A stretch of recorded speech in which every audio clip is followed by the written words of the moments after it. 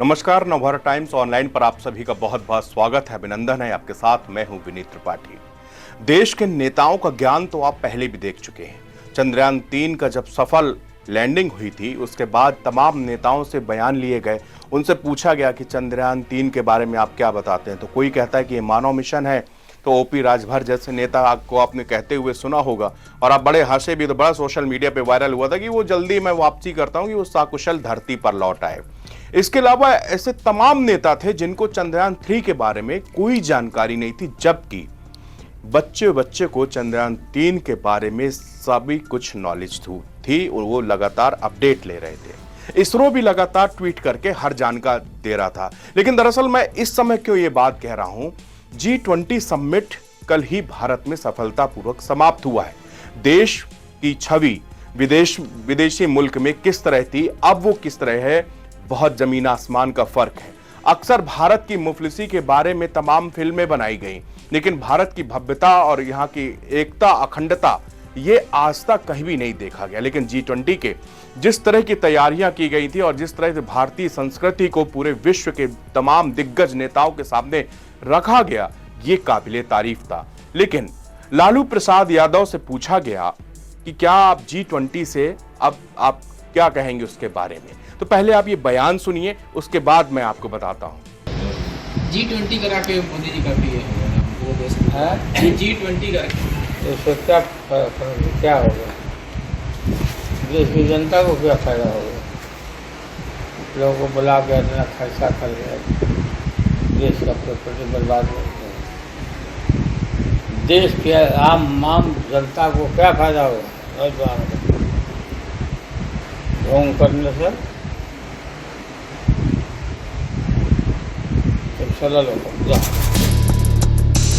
लालू प्रसाद यादव से सवाल किया गया, पत्रकारों ने सवाल किया कि G20 के बारे में आप क्या कहते हैं, तो वो बिल्कुल ऐसे बोले कि G20 से आम जनता को क्या मिलेगा।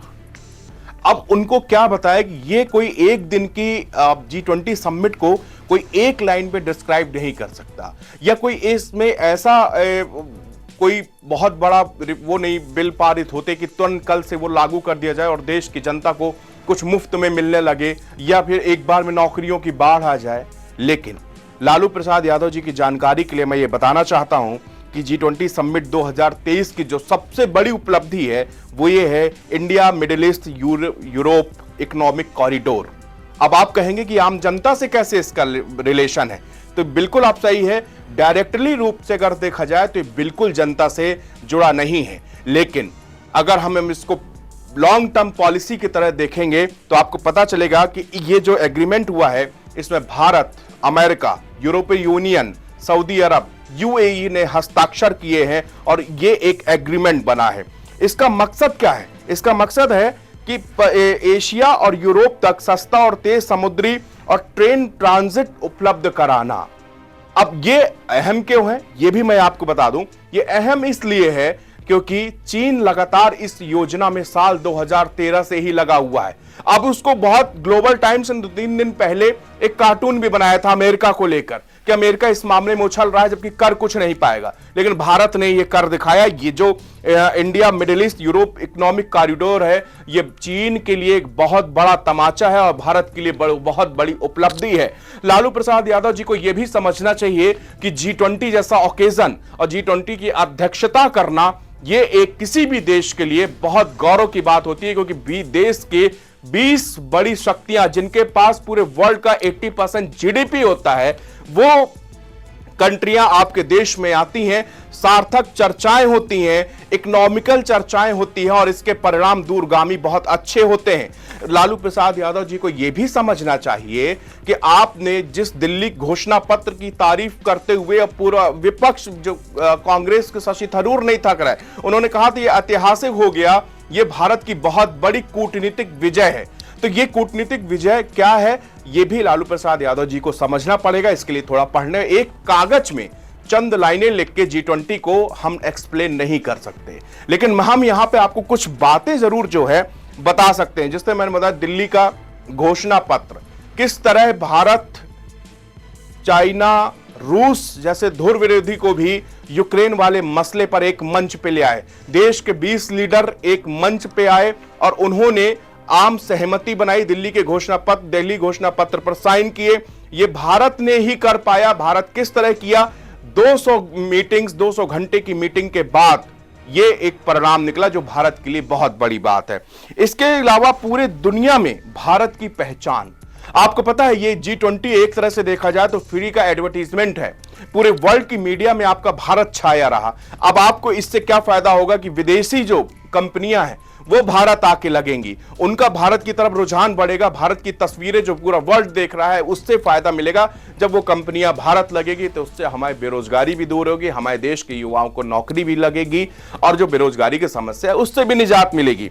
अब हमारी एक और बहुत बड़ा पॉइंट है मध्यस्थता की हैसियत। अब आप ये बताइए कि दो कंट्री यानी रसिया और यूक्रेन 1 साल से ज्यादा युद्ध लड़ रहे हैं, लेकिन कोई देश मध्यस्थता के नजदीक तक पहुंचा है तो वो भारत है। रूस और यूक्रेन के दोनों के बीच में 1 साल से लंबा वक्त हो गया, युद्ध लगातार जारी है। इन दोनों देशों के बीच मध्यस्थता करने के कोई नजदीक पहुंचा है तो वो भारत है, क्योंकि रूस और यूक्रेन दोनों ही भारत की बात मानते हैं। दोनों देशों के लीडर, वो चाहे जेलेंस्की हो या फिर पुतिन हो, दोनों के भारत से अच्छे संपर्क हैं। प्रधानमंत्री नरेंद्र मोदी से दोनों के बीच में बात हुई है। भारत ये खुले शब्दों में कह चुका है कि अब ये वक्त जो है युद्ध का नहीं है। इस घोषणा पत्र में इस लाइन को भी शो किया गया है। उसके बावजूद अब लालू प्रसाद यादव जी जैसे नेताओं को यह लग रहा है कि भारत G20 से फायदा क्या हुआ, G20 से आम जनता को क्या मिलेगा। तो फिर क्या G20 की अध्यक्षता तब मिली थी तो भारत हाथ खड़े करके सरेंडर कर देता और पूरे विश्व के सामने भारत का ये छवि जाती कि भारत G20 की प्रेसिडेंसी से पीछे हट गया।